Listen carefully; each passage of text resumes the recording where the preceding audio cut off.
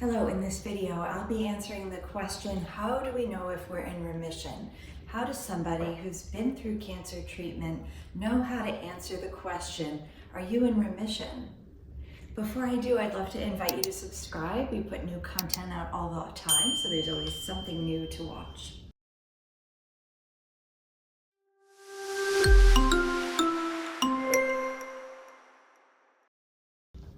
So I'm going to start with when we do use the word remission, and then talk about some occasions when it's not as appropriate and what to use instead. So in somebody whose cancer has recurred and there's metastatic disease in the liver, the lung, or the bones, and we start treatment, if that person has a response to treatment, if the cancer responds to treatment, they may be in a complete or partial remission. A complete remission is what we say when we can't see the disease at all, when the evidence of disease is no longer there. So we do scans and we do blood work and we examine the patient, and there's no evidence that the cancer is measurable or visible either on physical exam or on scans. Most of the time we'll see a partial remission where we can still see the disease in some areas of the body, but other areas the cancer's disappeared, or all the sites of disease show that the cancer has decreased in size. So in the case of somebody with advanced disease where the cancer has metastasized to other parts of the body away from the breast and the neighboring lymph nodes, somebody might be in complete or partial remission. So these are terms that we use in somebody who has advanced disease. Now, if you're watching this and you've had surgery and chemotherapy, or maybe just surgery and radiation therapy, or maybe just surgery alone, there's no evidence of disease.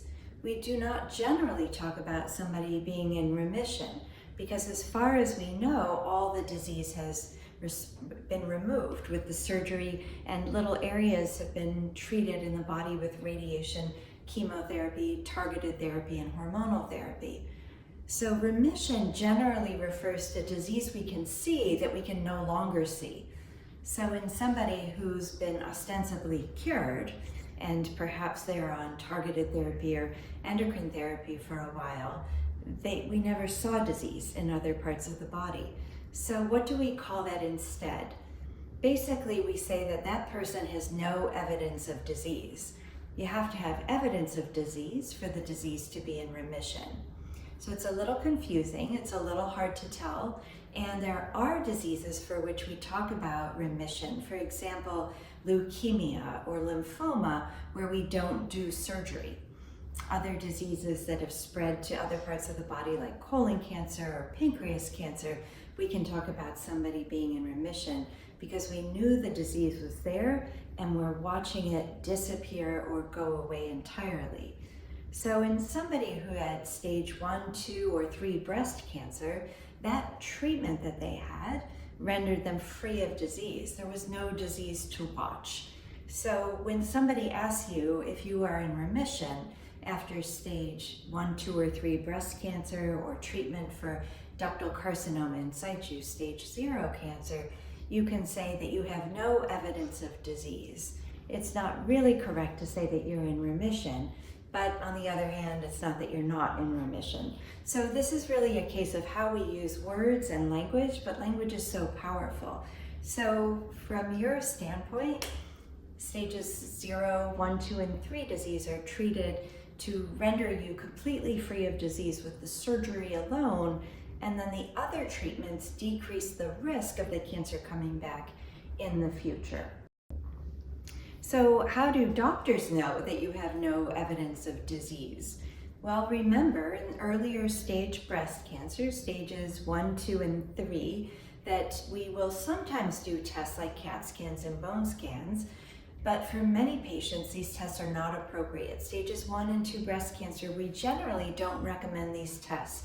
And that's because we're going to treat you based on the hypothesis that disease has spread to other parts of the body. You actually need 1 billion cells in one place for a CAT scan or a bone scan or an X-ray to pick it up. And we will offer you treatment often because we believe that there are probably smaller areas, or there's a possibility that there are smaller areas, fewer than 1 billion cells in other parts of the body.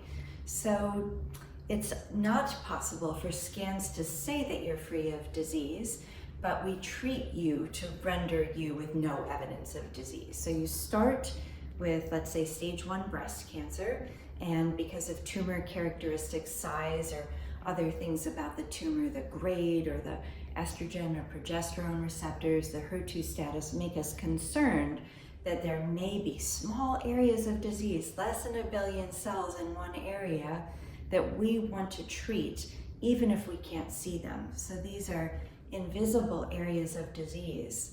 If a CAT scan were done that showed other areas in the body, that would make this advanced disease or stage 4 disease.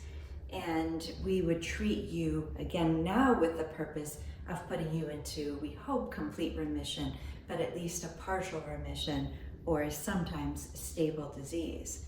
So we have a video on what tests are done when you're first diagnosed and how we monitor disease that might be helpful to you.